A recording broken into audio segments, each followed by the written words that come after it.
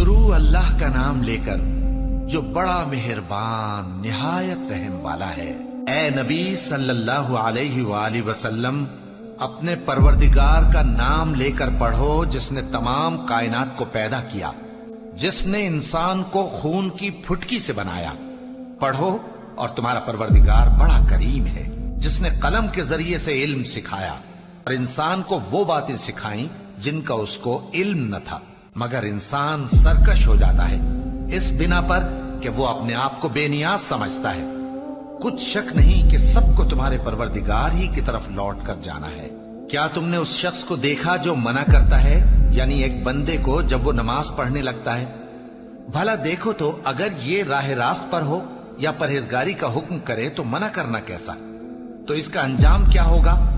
ذرا دیکھو تو اگر اس نے دین حق کو جھٹلایا اور اس سے منہ موڑا